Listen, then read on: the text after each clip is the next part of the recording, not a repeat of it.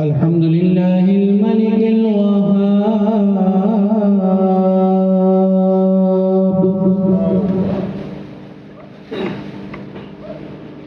الرحمن الرحيم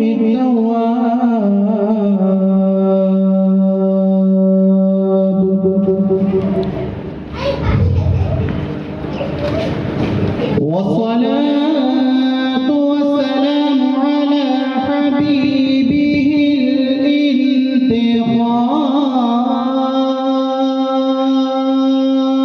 الانتخاب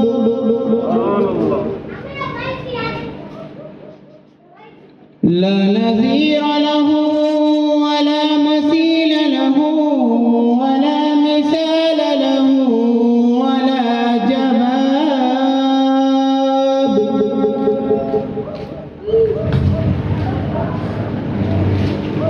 وآله وأصحابه وأحبابه إلى يوم الحساب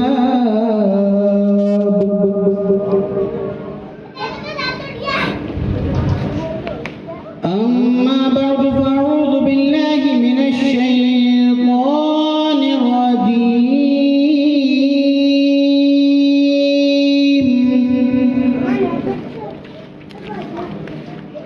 بسم الله الرحمن الرحيم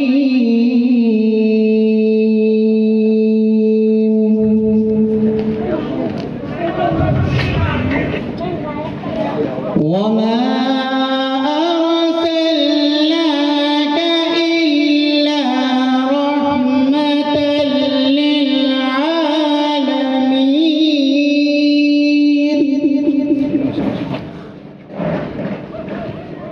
صدق الله البصير القدير وصدق رسوله الرشید النذیر۔ سب سے پہلے ہمارا طریقہ اہل سنت و جماعت کے مطابق اپنے آقا و مولا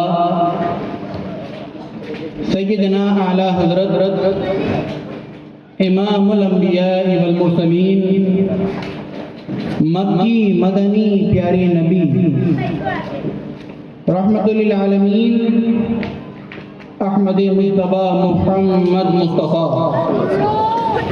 صلی اللہ تعالی علیہ وسلم کی بارگاہ بےکس پناہ میں جھوم جھوم کر نذرانے درود و سلام پیش کریں اور پڑھیں اللہم صلی وسلم علی سیدنا و مولانا محمد وعلی آل سیدنا و مولانا محمد ملیعد بکل شیء معلوم اللہ ربی ارنی بجمالک غسنی یا رسول اللہ یا رسول اللہ یا رسول اللہ۔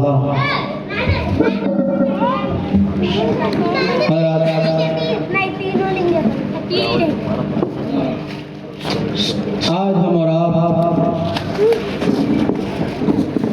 جس محفل اور جس جشن میں حاضر ہیں، آج کے اس جشن کو نسبت امام الانبیاء اور امام الاولیاء سے ہے۔ سبحان اللہ۔ اور آپ نے دونوں پر ہی کئی خطاب بھی سماعت کر لیے ہیں اور نعتیں اور منقبتیں بھی سماعت فرما لی ہیں۔ اب چونکہ والد گرامی سیدنا امیر اہل سنت مجدد دین و ملت حضور مناظر اعظم حضرت علامہ مولانا حافظ اشرفی مداری مترجم و مفسر و محدث مراد آبادی رضی اللہ تعالی عنہ کے توسل اور صدقے سے اللہ تعالی نے یہ شرف بخشا ہے کہ مقرر نعت خواں بھی ہوں، نعت پڑھ بھی لیتا ہوں اور نعت لکھ بھی لیتا ہوں۔ خیر اپنا لکھا ہوا تو نہیں، والد گرامی کا لکھا ہوا کلام نعت پاک کی تنشار پیش کر رہا ہوں، سماعت فرمائیں اور ایک مرتبہ اور درود پاک پڑھ لیں۔ اللہم صلی وسلم علی سیدنا مولانا محمد وعلی آل سیدنا مولانا محمد بعدد کل شیء معلوم لک ربی ارنی بجمالک غصنی یا رسول اللہ یا رسول اللہ یا رسول اللہ۔ چھوڑ فکر دنیا کی، چل مدینے چلتے ہیں، چھوڑ فکر دنیا کی، چل مدینے چلتے ہیں، چھوڑ فکر دنیا کی۔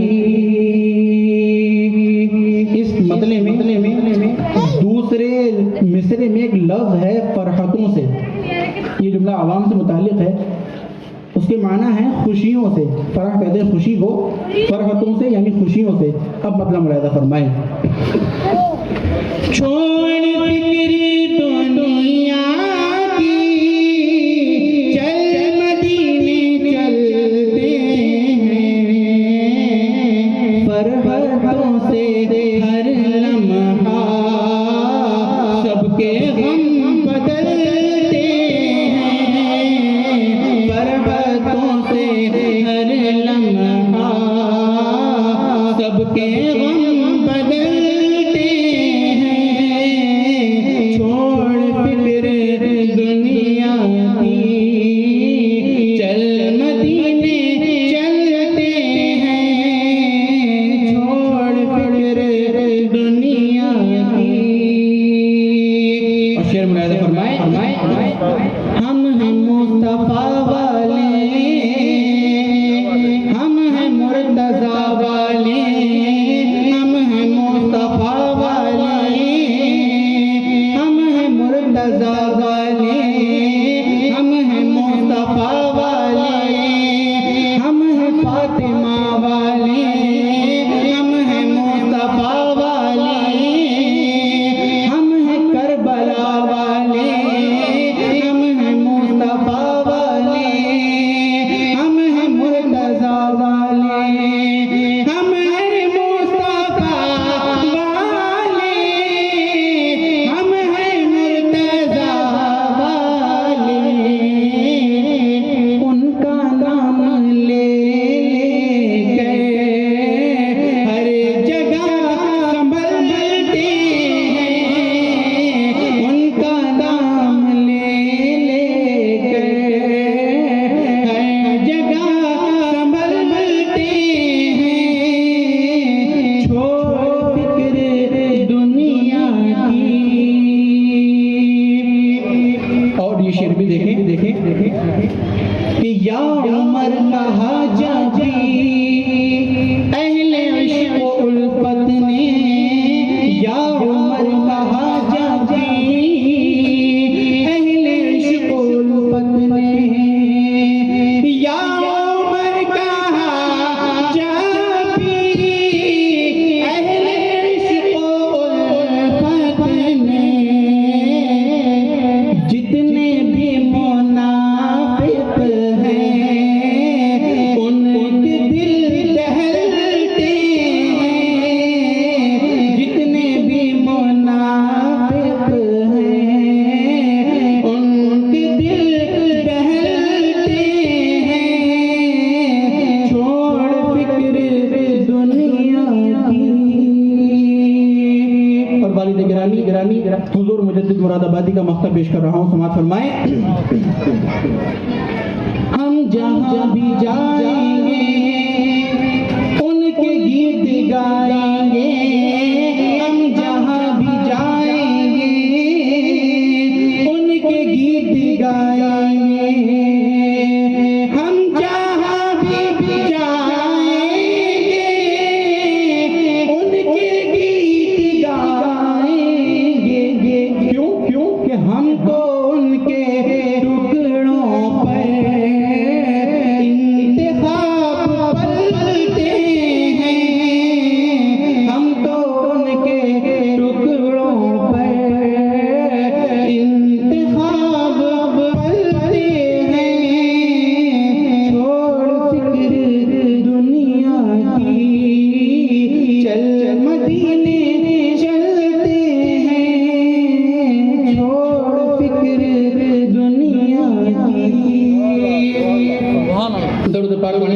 اللهم صل وسلم على سيدنا مولانا محمد وعلى آل سيدنا مولانا محمد بعدد كل شيء معلوم لك ربي أرني بجمالك حسني يا رسول الله يا رسول الله يا رسول الله. حضرات تھوڑا سا ایکو ہلدا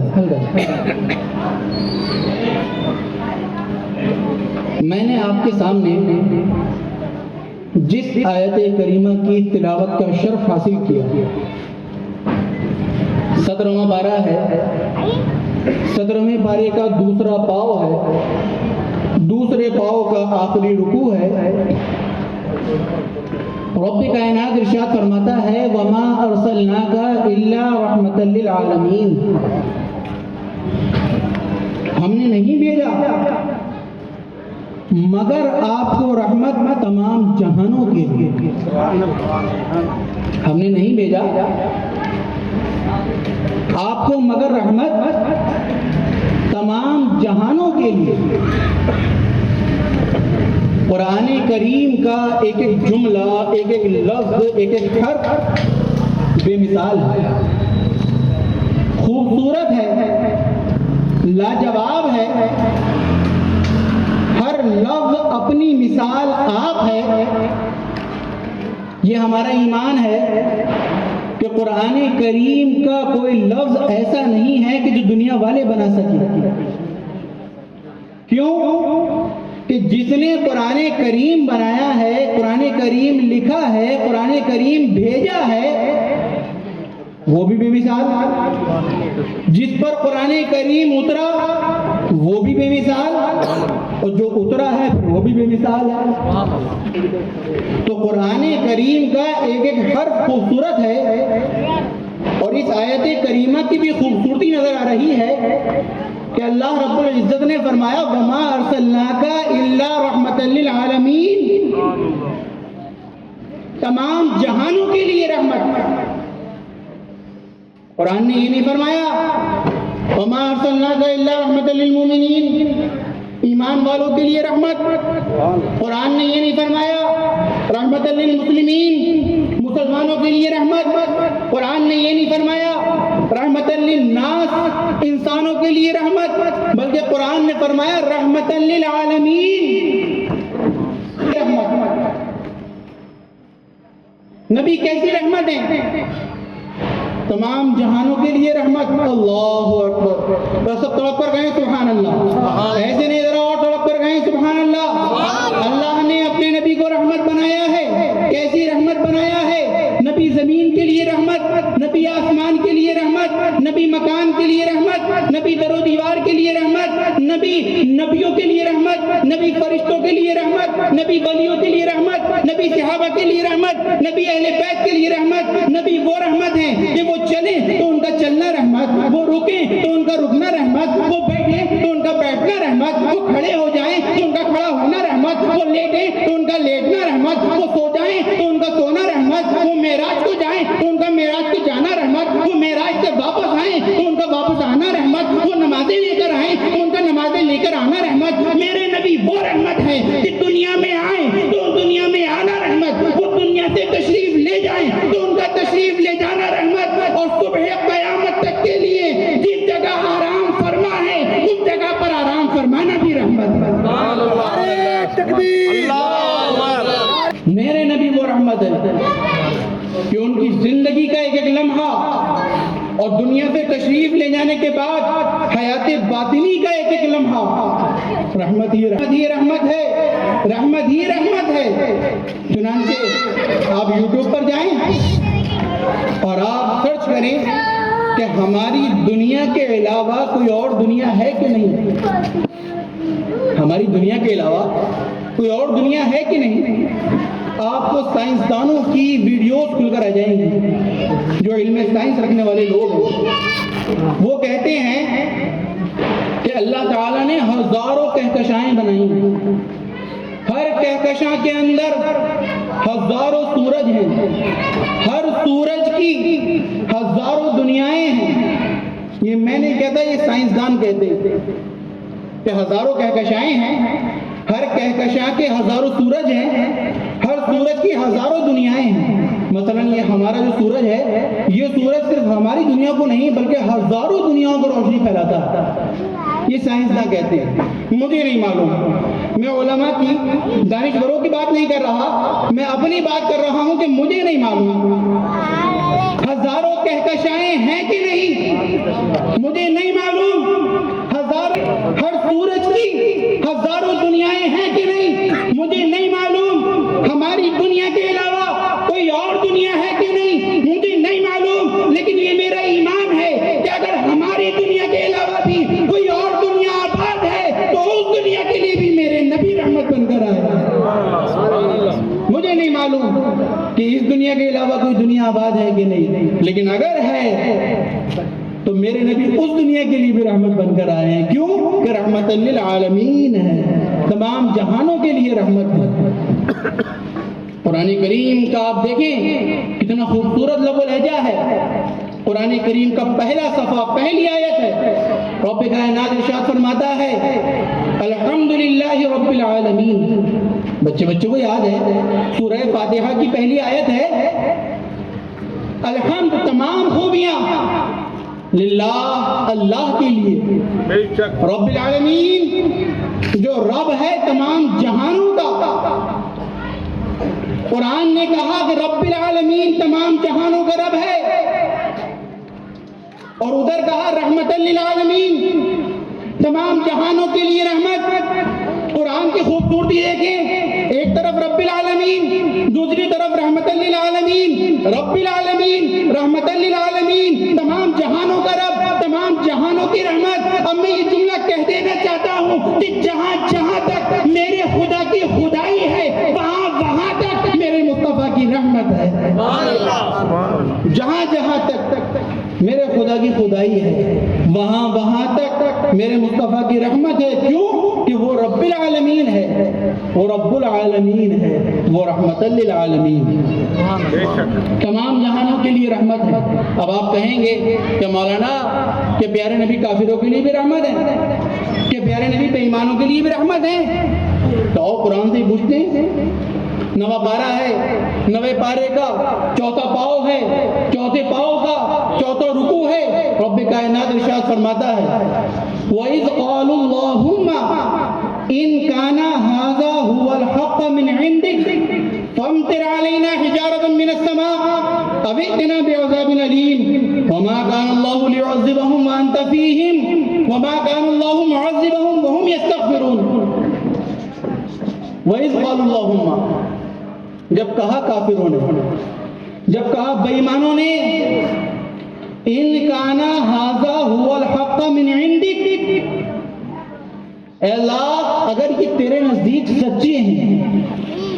اللہ تعالیٰ کو کافروں نے چیلنج کیا. انہوں نے کہا کہ ہم تیرے رسول کو رسول نہیں مانتے، تیری کتاب قرآن کو قرآن نہیں مانتے، تیرے دین اسلام کو اسلام نہیں مانتے. اور اگر واقعتاً یہ تیرے رسول ہیں، اگر واقعتاً قرآن تیری کتاب ہے، اگر واقعتاً اسلام تیرا دین ہے،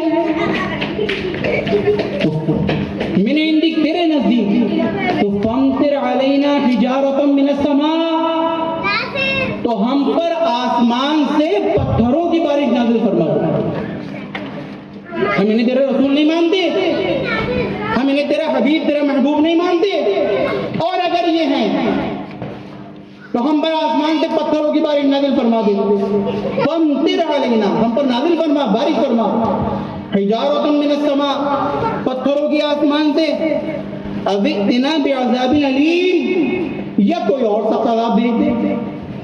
کفار و مشرکین نے اللہ کو چیلنج کیا، کسی عام بادشاہ کو نہیں، کسی چلتے پھرتے انسان کو نہیں، اللہ کو، کہ ہم نہیں مانتے انہیں تیرے رسول، ہم نہیں مانتے قرآن کو، ہم نہیں مانتے اسلام کو، اور اگر یہ تیرا دین ہے، تیری قرآن ہے، تیرے رسول ہیں، تو ہم پر آسمان سے پتھروں کی بارش نازل فرما.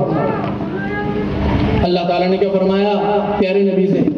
وَمَا كَانَ اللَّهُ لِيُعَذِّبَهُمْ، ہم ان پر عذاب نہیں بھیجیں گے.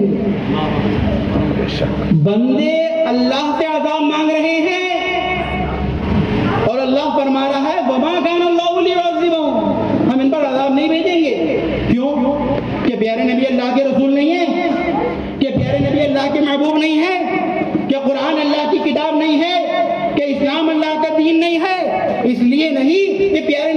کے رسول نہیں ہیں، اس لیے نہیں کہ قرآن اللہ کی کتاب نہیں ہے، اس لیے نہیں کہ دین اسلام اللہ کا دین نہیں ہے، بلکہ اس لیے وَأَنْتَ فِيهِمْ، کیونکہ ان میں تم موجود ہو، ان میں تم موجود ہو، ان میں تم موجود ہو۔ اور اے محبوب، ہم نے تمہیں رحمت بنا کر بھیجا ہے، اور جہاں رحمت ہوتی ہے وہاں عذاب نازل نہیں ہوتا۔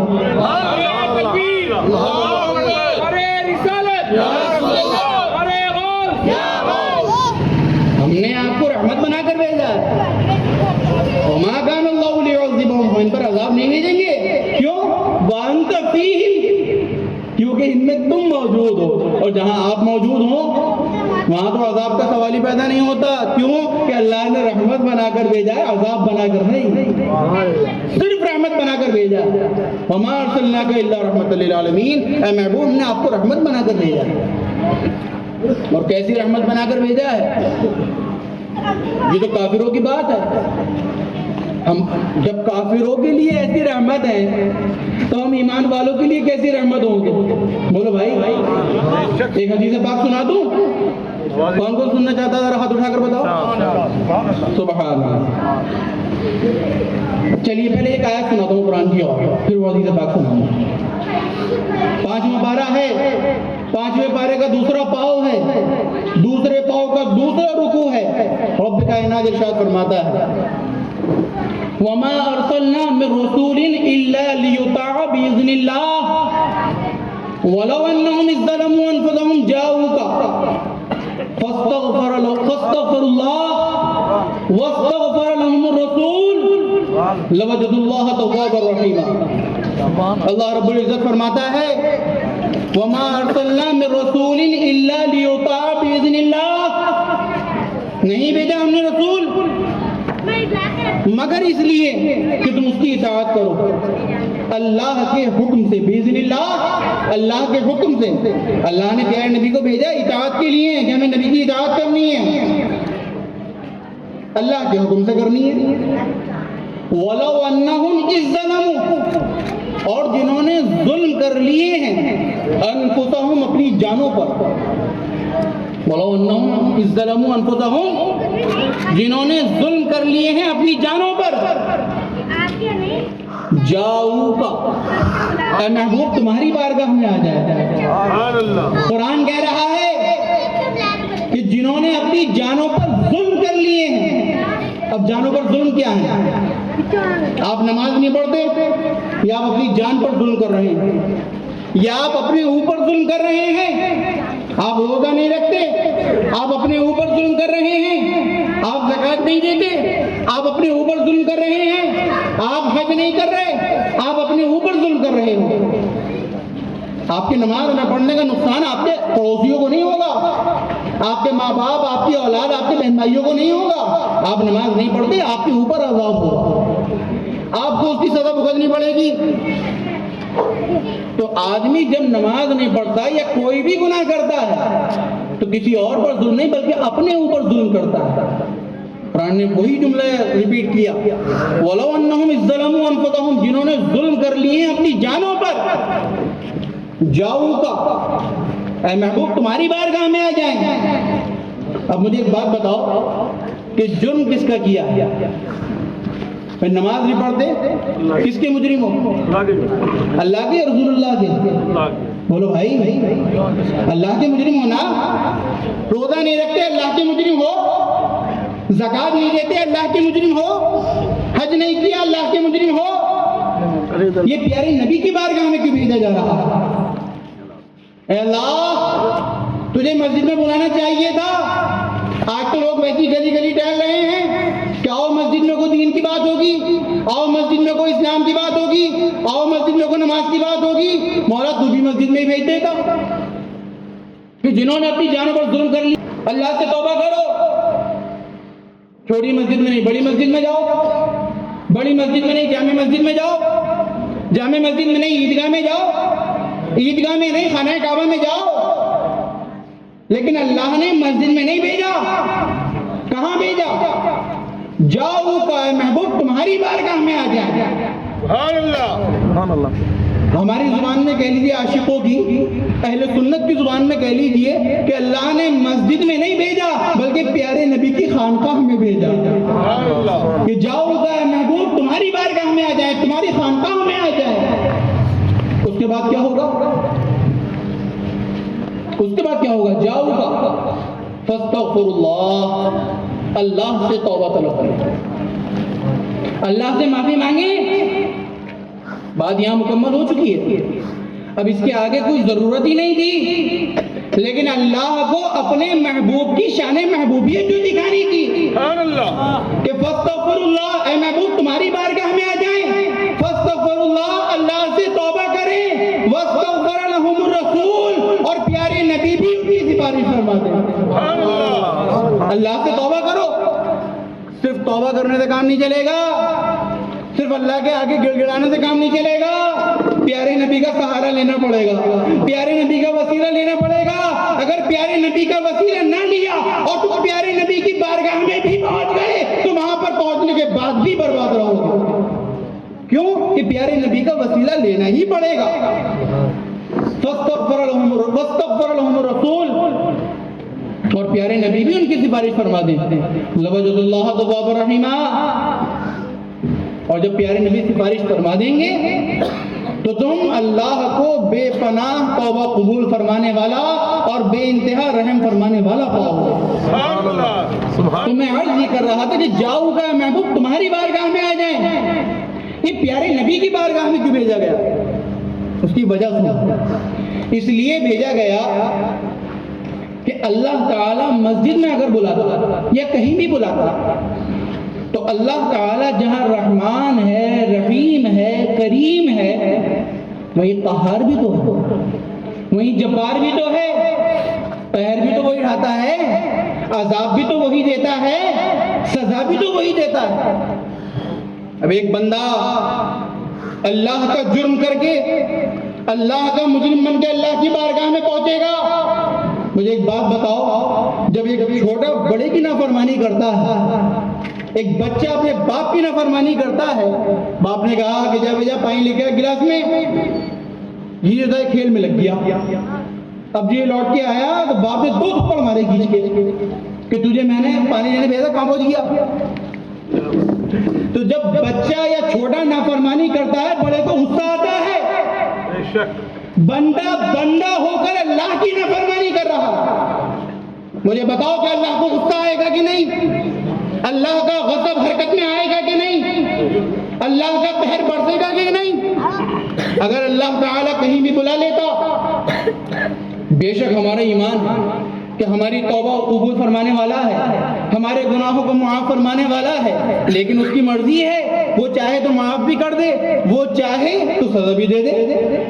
ہمارے گناہوں کو چاہے تو معاف بھی کر دے، چاہے تو سزا بھی دے دے، لیکن اللہ تعالیٰ نے اسی لیے پیارے نبی کی بارگاہ میں بھیجا کہ تم میرے پاس آئے، میرا جرم کر کے آئے، میرے مجرم بن کر آئے، تو کہیں ایسا نہ ہو کہ میں تمہیں معاف کرنے کی بجائے تمہارے اوپر عذاب نازل کر دوں، کہیں ایسا نہ ہو کہ تمہارے اوپر قہر نازل کر دوں۔ جاؤ اپنی حفاظت کر لو اور دربار مصطفیٰ میں چلے جاؤ، کیونکہ میرا قہر کہیں بھی نازل ہو سکتا ہے، اگر نہیں ہو سکتا تو دربار مصطفیٰ میں نازل نہیں ہو سکتا۔ نعرہ تکبیر، تکبیر، اللہ اکبر، نعرہ رسالت، نعرہ رسالت، یا رسول اللہ، اہل سنت زندہ باد۔ میرا قہر کہیں بھی نازل ہو سکتا ہے، کوئی اس کی مرضی ہے، وہ چاہے سزا دے، چاہے جزا دے، چاہے معاف کر دے، چاہے عذاب نازل کر دے، لیکن دربار مصطفیٰ میں جاؤ گے تو وہاں کی گارنٹی مل چکی ہے، وَمَا كَانَ اللَّهُ لِيُعَذِّبَهُمْ، ہم ان پر عذاب نہیں بھیجیں گے۔ کیوں؟ وَأَنْتَ فِيهِمْ، کیونکہ ان میں تم موجود ہو، جہاں پیارے نبی ہوں وہاں عذاب نازل نہیں ہوتا۔ کیوں نہیں ہوتا؟ وَمَا أَرْسَلْنَاكَ إِلَّا رَحْمَةً لِّلْعَالَمِينَ، اے محبوب ہم نے آپ کو رحمت بنا کر بھیجا ہے تمام جہانوں کے لیے۔ تو اللہ تعالیٰ نے اپنے محبوب کو رحمت بنایا ہے۔ تو میں عرض یہ کر رہا تھا کہ جب کافروں کے لیے اتنی رحمت ہے، گناہگاروں کے لیے اتنی رحمت ہے، عیسیٰ شعاروں کے لیے اتنی رحمت ہے، تو ہم عاشقوں کے لیے کتنی رحمت ہوں گے؟ سبحان اللہ۔ ہم محبت والوں پر کیسی رحمت برس رہی ہوگی، اور آج بھی برس رہی ہے، کل کو بھی برسے گی، اور ہمارا ایمان ہے کہ میدان میدان قیامت میں بھی برسے گی۔ چنانچہ حدیث پاک ہے، پیارے آقا صلی اللہ علیہ وسلم نے فرمایا، قال رسول اللہ صلی اللہ علیہ وسلم من سمع اسمی فی الاذان ووضع ابہامہ علی عینیہ فانا طالبہ فی صحف یوم القیامہ وقاعدہ الی الجنہ۔ پیارے آقا صلی اللہ علیہ وسلم فرماتے ہیں کہ من سمع، جس نے سنا، اسمی میرا نام، لفظی ترجمہ سنا رہا ہوں آپ کو بالکل، من سمع جس نے سنا، اسمی میرا نام، فی الاذان اذان میں، ووضع ابہامہ علی عینیہ اور اپنے انگوٹھوں کو چوم کر اپنی آنکھوں سے لگایا، فانا طالبہ تو میں اس کو تلاش فرماؤں گا، فی صفوف یوم القیامہ قیامت کی صفوں میں۔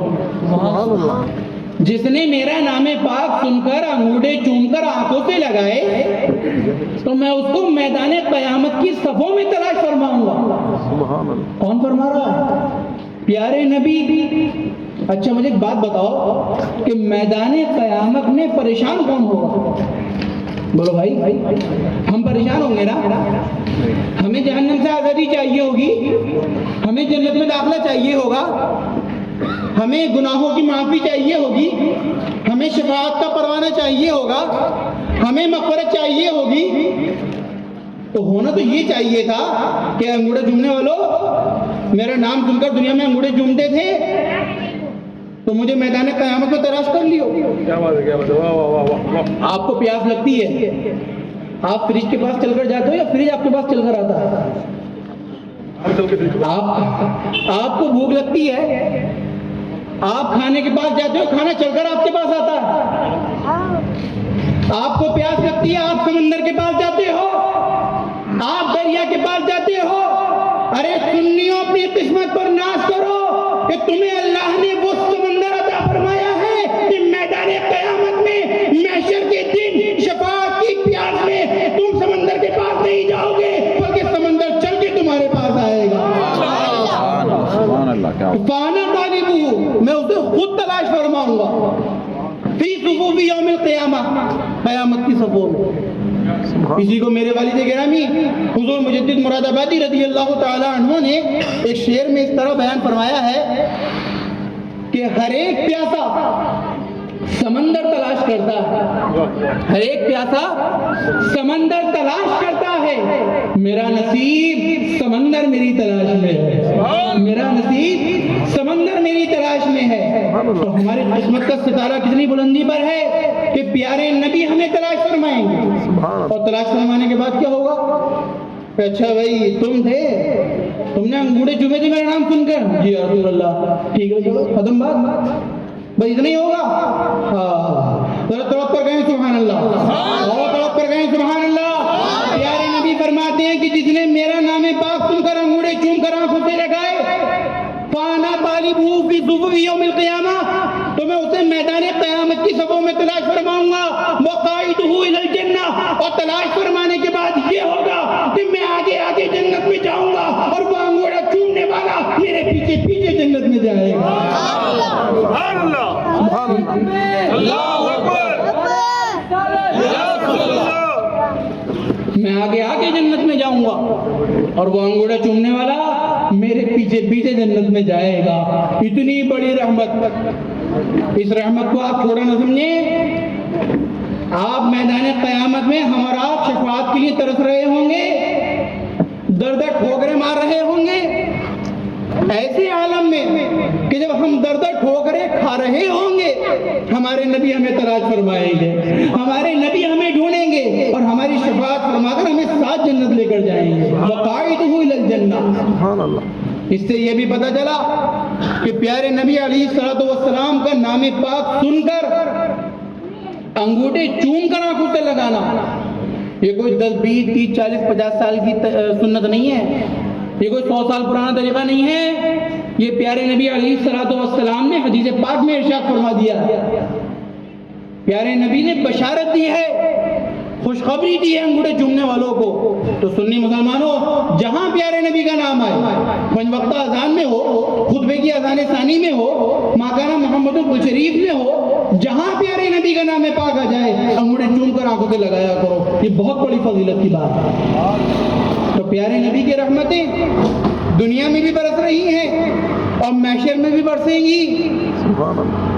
ایک بڑی پیاری حدیث پاک یاد آ گئی، اگر کہیں تو سنا دوں، کیونکہ میلاد النبی کے نام سے جلسہ بھی ہے اور اس میں میلاد النبی کا عنوان بھی ہے، اس حدیث پاک میں رحمت بھی ہے اور میلاد بھی ہے۔ جب پیارے آقا صلی اللہ علیہ وسلم کی ولادت ہوئی تو پیارے آقا کی ولادت کی خبر ابو لہب کو اس کی لونڈی، اس کی خادمہ، اس کی نوکرانی نے آ کر دی۔ ابو لہب کون؟ پیارے نبی کا چچا، اور ایسا مردود کافر ہے، ایسا مستند کافر ہے کہ قرآن کریم میں اس کی مذمت میں پوری سورت نازل ہوئی، تبت یدا ابی لہب وتب، ٹوٹ جائے ابو لہب کے دونوں ہاتھ، وہ پوری سورت اس کی مذمت میں نازل ہوئی۔ ایسا مستند کافر ہے کہ قرآن نے ڈکلیئر کر دیا ایسے کافر۔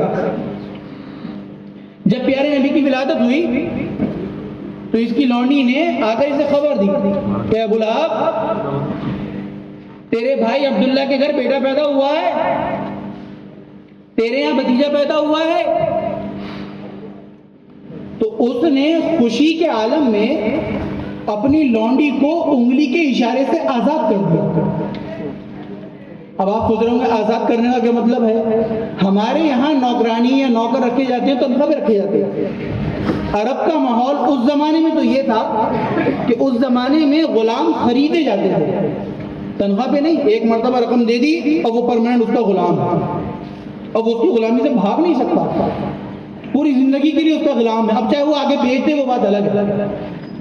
تو اس نے جو آزاد کیا، تو آزاد کرنے کا مطلب آج کے زمانے میں کم سے کم 25 سے 30 لاکھ روپے آپ سمجھ لیجیے کہ آزاد کر دیا، یعنی 25 سے 30 لاکھ روپے اس نے کسی کو دے دیے، تو اس نے انگلی کے اشارے سے آزاد کر دیا۔ اب پیارے نبی علیہ الصلوۃ والسلام نے اعلان نبوت فرمایا۔ اعلان نبوت فرمانے کے بعد اس نے بھرپور پیارے نبی کی مخالفت کی، جتنے دن وہ زندہ رہا پیارے نبی کو ستاتا رہا، پیارے نبی پر ظلم و ستم کرتا رہا۔ ایک وقت آیا کہ کل نفس ذائقۃ الموت کا مرحلہ طے ہو گیا، مر گیا، واصل جہنم ہو گیا۔ ایک صحابی نے خواب میں دیکھا، پوچھا کہ ابو لہب کیسی گزر رہی ہے؟ پوری زندگی مخالفت رسول کی ہے، پوری زندگی پیارے نبی کو ستایا ہے، پوری زندگی پیارے نبی کو پریشان کیا ہے، کیسی گزر رہی ہے؟ ابو لہب کہتا ہے کہ ویسی گزر رہی ہے جیسے ایک کافر کی گزرنی چاہیے۔ فرشتے ہیں کہ صبح شام عذاب دیتے ہیں، فرشتے ہیں کہ صبح شام میری پٹائی کرتے ہیں، لیکن اے میرے نبی کے صحابی، اے اللہ کے رسول کے صحابی، فرشتے پورے ہفتے مجھ پر عذاب دیتے رہتے ہیں، اس لیے کہ میں نے پیارے نبی کی مخالفت کی تھی، پیارے نبی سے دشمنی رکھی تھی، لیکن ہفتے میں ایک دن، پیر کا دن، ہفتے میں پیر کا ایک دن ایسا آتا ہے کہ مجھے ایک انگلی چوسنے کو مل جاتی ہے۔ وہ انگلی وہی تھی کہ جس انگلی کے اشارے سے اس نے صہیبہ اپنی لونڈی، اپنی غلام کو آزاد کیا تھا۔ تو وہ کہتا ہے کہ مجھے ہفتے میں ایک دن وہ انگلی چوسنے کو مل جاتی ہے، اور اس انگلی کے چوسنے کی برکت یہ ہوتی ہے کہ فرشتے پورے ہفتے مجھے عذاب دیتے رہتے ہیں، مجھے پتہ نہیں چلتا۔ کیوں؟ کہ میں نے میلاد النبی کی خوشی میں نے انگلی کے اشارے سے اپنے غلام کو آزاد کیا، اپنے غلام کو آزاد کرنے کی برکت سے۔ اور آپ ذرا سوچیں کہ اس نے جو خوشی منائی تھی رسول سمجھ کر نہیں، پیغمبر اور نبی سمجھ کر نہیں، حبیب اور محبوب سمجھ کر نہیں، صرف بھتیجا سمجھ کر، صرف بھتیجا سمجھ کر کہ میرے بھائی کے یہاں بیٹا ہوا ہے۔ اب ذرا سوچو سنی مسلمانوں، اپنے مقدر پہ ناز کرو، اپنی قسمت پر ناز کرو کہ جب ایک کافر اور ایسا مستند کافر کہ قرآن اس کے خلاف پوری سورت نازل کر رہا ہے، تو سوچو کہ جب اس کو یہ فیضان عید میلاد کا مل سکتا ہے، تو جب ہم عشق رسول میں ڈوب کر پیارے نبی کی محبت میں عید میلاد النبی منائیں گے تو ہم پر پیارے نبی کی کیسی رحمتیں برسیں برسیں گی، اللہ تعالیٰ کا کیسا کرم برسے گا۔ سبحان اللہ سبحان اللہ۔ تو جب کافر پر اتنی رحمتیں ہیں، عید میلاد منانے کی یہ برکتیں ہیں کہ پورے ہفتے اس پر عذاب ہو رہا ہے اور اسے پتہ بھی نہیں چلتا، تو ہم جب محبت میں عشق رسول میں ڈوب کر محفل سجائیں گے اور پیارے نبی کا میلاد منائیں گے تو ہم پر کیسی رحمتیں برسیں گی، اور برسیں گی اس لیے برسیں گی کہ ہم رحمت للعالمین کی امت ہیں، ہم اس کی امت ہیں کہ جسے اللہ نے صرف رحمت بنایا ہے، صرف رحمت بنایا ہے۔ چنانچہ ہم اور آپ جہاں جشن رحمت للعالمین، جشن میلاد النبی میں حاضر ہیں، وہیں جشن غوث اعظم میں بھی حاضر ہیں۔ اللہ تعالیٰ نے ایک سسٹم بنایا ہے، ایک نظام بنایا ہے۔ شیر کا بچہ شیر ہی ہوتا ہے، بولو بھائی، شیر کا بچہ شیر ہی ہوتا ہے۔ اللہ نے اپنے محبوب کو رحمت بنایا ہے، محبوب کی اولاد کو بھی رحمت بنایا ہے، اولاد کی رحمت ہے۔ اب یہ تو ہمارے اور آپ کی نصیب کی بات ہے کہ ہم آل رسول سے کتنی رحمتیں سمیٹ لیتے ہیں۔ بھئی اگر سمندر کے پاس کھڑے ہو کر تم پیاسے مر جاؤ تو اس میں سمندر کا تو قصور نہیں ہے، یہ تو آپ کا قصور ہے کہ آپ پیاسے کیوں مرے جب سمندر پاس تھا۔ آل رسول کے قریب رہ کر بھی اگر کوئی آل رسول سے بغض رکھ کر مر جائے تو بیچارے آل رسول کا کیا قصور ہے، تمہارے قصور ہے۔ اور پھر آل رسول بھی کون؟ سرکار غوث اعظم، محبوب کے محبوب، محبوب ولی، امام الاولیاء، سیدنا غوث اعظم، پیر پیرا، میر میرا، قطب ربانی، محبوب سبحانی، شیخ عبد القادر محی الدین جیلانی بغدادی رضی اللہ تعالیٰ، ایسی عظیم الشان شخصیت ہیں، اللہ نے کیسا انہیں بھی رحمت بنایا ہے اپنے محبوب کے صدقے میں۔ چنانچہ سرکار غوث اعظم ایک مرتبہ کہیں سے وعظ فرما کر تشریف لا رہے تھے، کہیں سے جلسہ فرما کر، خطاب فرما کر، تقریر فرما کر واپس آ رہے ہیں، تو سرکار غوث اعظم اتنا قیمتی جبہ پہنتے تھے، اتنا قیمتی لباس پہنتے تھے کہ چوٹوں نے ان کا لباس پکڑ لیا واپسی میں، کیونکہ سناٹے کا علاقہ تھا، کوئی لائٹوں کا دور نہیں تھا۔ آج بھی لائٹوں کا دور ہے بھی، کتنی مرتبہ ایسا ہوتا ہے کہ روڈوں پہ سناٹے ہوتے، تو وہ اور اس زمانے کا سناٹا، چوٹوں نے آپ کا دم پکڑ لیا کہ اتارو اپنا جبہ، ہمارے حوالے کرو۔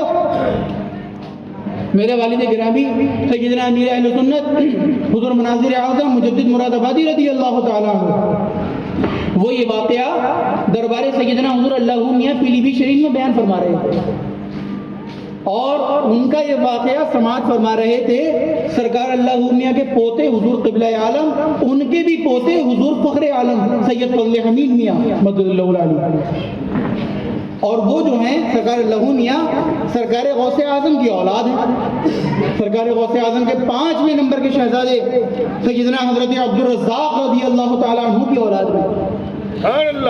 تو سرکار فضل حمید میاں فرمانے لگے کہ مولوی صاحب وہ جانتے ہو وہ جبہ کتنا مہنگا ہوتا تھا؟ حضور مجدد مراد آبادی فرمانے لگے کہ حضرت میں نے اتنا ہی پڑھا ہے کہ بہت مہنگا ہوتا تھا، کتنا مہنگا ہوتا تھا یہ مجھے نہیں معلوم۔ سرکار فضل حمید میاں فرمانے لگے کہ مولوی صاحب سرکار غوث اعظم کا وہ جبہ 5000 اشرفیوں کا ہوا کرتا تھا، 5000 اشرفیوں کا۔ اور آپ اس سے بھی اندازہ لگا سکتے ہیں کہ کتنا قیمتی سے قیمتی آج بھی لوگ کپڑا پہنتے ہیں لیکن کسی چوٹے کی نیت کپڑوں پہ خراب نہیں ہوتی، سرکار غوث اعظم کتنا قیمتی جبہ پہنتے ہوں گے کہ چوٹوں کی نیت خراب ہو گئی، اب پکڑ لیا دامن آ کے کہ عبد القادر جبہ اتارو، اپنا کرتا اتارو، ہمارے حوالے کرو۔ اب ہم اور آپ ہوتے تو کیا کرتے؟ ہم ہوتے یا تو بھاگنے کی سوچتے، تھوڑے سے بہادر ہوتے تو پھر چیخ پکار مچاتے، تھوڑی سی آوازیں دیتے تو 4 لوگوں کو، اور تھوڑے سے بہادر ہوتے تو ہاتھا پائی کر لیتے، ہاتھ پاؤں چرا لیتے، لڑ لیتے۔ لیکن سرکار غوث اعظم اللہ اکبر رحمت للعالمین کی اولاد ہیں، سرکار غوث اعظم ان ان کا جبہ چوٹوں میں پکڑ لیا، انہوں نے ہاتھا پائی نہیں کی، انہوں نے بھاگنے کی کوشش نہیں کی، انہوں نے شور نہیں مچایا، بلکہ سرکار غوث اعظم نے دستے دعا دراز کیے کہ اے رب، ان چوٹوں نے تیرے بندے عبد القادر جیلانی کا دامن پکڑا ہے، اگرچہ غلط نیت سے پکڑا ہے، اگرچہ ان کی نیت اچھی نہیں ہے، اگرچہ ان کی نیت میں پاپ ہے، ان کی نیت میں برائی ہے، لیکن انہوں نے تیرے بندے عبد القادر جیلانی کا دامن پکڑ لیا ہے، اب پکڑ لیا ہے تو قیامت تک چھوٹنے نہیں پائے گا۔ اللہ اکبر، یا رسول اللہ، یا غوث، یا غوث۔ اب پکڑ لیا ہے تو قیامت تک چھوٹنے نہیں پائے۔ وہ اتنا کہنا تھا کہ بس لمحے گزرے، وہ چور جو چوری کرنے آئے تھے لمحوں میں ابدال ہو گئے، اللہ کے ولی ہو گئے، اور ولایت میں بھی اونا پونا منصب نہیں دیا بلکہ وقت کا ابدال بنا دیا۔ سرکار غوث اعظم نے، وہ حضور مجدد مراد آبادی کا شعر ہے کہ چور آیا چوری کرنے میرے غوث کے یہاں، چور آیا چوری کرنے میرے غوث کے یہاں، ڈالی جو ایک نظر اسے ہیرا بنا دیا۔ تو یہ ہے سرکار غوث اعظم کہ چور چوری کرنے آ رہا ہے، لیکن کیونکہ رحمت للعالمین کی اولاد ہیں تو رحمتیں برسا رہے ہیں، فیضان ہی برسا رہے ہیں، کرم ہی کرم برس رہا ہے۔ چنانچہ سرکار غوث اعظم رضی اللہ تعالیٰ عنہ، آپ کی بارگاہ میں ایک عورت حاضر ہوئی اور اس نے عرض کیا کہ حضور، میری 21 لڑکیاں ہیں۔ کتنی؟ 21 لڑکیاں، اور میں پھر حمل سے ہوں، اور میرے شوہر نے یہ کہہ دیا ہے کہ اب کے اگر 22ویں لڑکی ہوئی تو میں تجھے طلاق دے دوں گا۔ آج بھی ہمارے یہاں یہ مصیبت پائی جاتی ہے کہ لڑکی کے ہونے کو نحوست اور بیماری سمجھا جاتا ہے، اس زمانے میں بھی تھی۔ اس نے کہہ دیا کہ 22ویں اگر لڑکی ہوئی تو اب تجھے طلاق دے دوں گا۔ وہ روٹی پیٹ کی سرکار غوث اعظم کی بارگاہ میں حاضر ہوئی کہ حضور، اب اگر لڑکی ہو گئی تو وہ مجھے طلاق دے دے گا اور میری زندگی اسٹیج پر لگ جائے گی، آپ دعا فرما دیں کہ اللہ تعالیٰ اب تو مجھے بیٹا دے دے۔ اس نے اتنا کہا اور سرکار غوث اعظم نے فرمایا کہ جا تیرے بیٹا ہو جائے گا۔ وہ یہ سمجھنے لگی کہ انہوں نے مجھے ٹہلا دیا، نہ انہوں نے مصلی بچھایا، نہ انہوں نے دعا کے لیے ہاتھ اٹھائے، نہ انہوں نے کوئی نماز پڑھی، نہ کوئی وظیفہ کھینچا، بس ایسے ہی کہہ دیتے لڑکا ہو جائے گا۔ ایسے کیسے ہو جاؤ؟ کوئی وظیفہ کھینچتے، کوئی عمل کرتے، کوئی تسبیح وغیرہ پڑھتے، کوئی نماز پڑھتے، کوئی جنماز بچھاتے، دعا کرتے، ہاتھ اٹھاتے، کچھ نہیں، انہوں نے ایسے کہتے لڑکا ہو جائے گا۔ ایسے کیسے ہو جائے گا؟ اب چونکہ وہ عورت تھی، اس نے کہہ بھی دی یہ بات کہ عبد القادر جیلانی یا غوث اعظم، آپ نے نہ مصلی بچھایا، نہ دعا کے لیے ہاتھ اٹھائے، نہ کوئی عمل کیا، نہ کوئی تسبیح پڑھی، ایسی کہتی لڑکا ہو جائے گا۔ ایسے کیسے ہو جائے گا؟ آپ نے تو مجھے ٹہلا دیا۔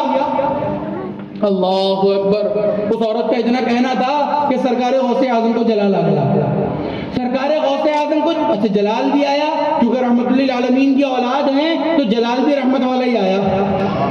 ہمیں جلال آتا، غصہ آتا، ہم تو بھگا دیتے، لیکن سرکار غوث اعظم، اللہ اکبر، غوث اعظم کو جلال آیا۔ غوث اعظم نے فرمایا کہ تو کیا سمجھتی ہے کہ ہم مصلی بچھائیں گے تبھی تیرے یہاں لڑکا ہوگا؟ ہم دعا کے لیے ہاتھ اٹھائیں گے تبھی تیرے یہاں لڑکا ہوگا؟ ہم کوئی عمل کریں گے تبھی تیرے یہاں لڑکا ہوگا؟ ارے گھر جا کر دیکھ، ہم نے تیری 21 لڑکیوں کو لڑکا بنا دیا۔ تو کیا سمجھتی ہے کہ ہم دعا کے لیے ہاتھ اٹھائیں گے تبھی تیرے یہاں لڑکا ہوگا؟ ارے گھر جا کر دیکھ، ہم نے تیری 21 لڑکیوں کو لڑکا بنا دیا ہے۔ اب وہ اچھلتی کودتی خوشی کے عالم میں گھر واپس ہوئی۔ اب گھر جو جا کر دیکھا تو پہلی ملاقات بڑی لڑکی سے ہوئی۔ اب آپ سوچ سکتے ہیں کہ اگر ہر سال بھی لڑکی ہوئی ہوگی تو بڑی لڑکی کم سے کم بھی 22-23 سال کی ہوگی، لیکن جب اس نے دیکھا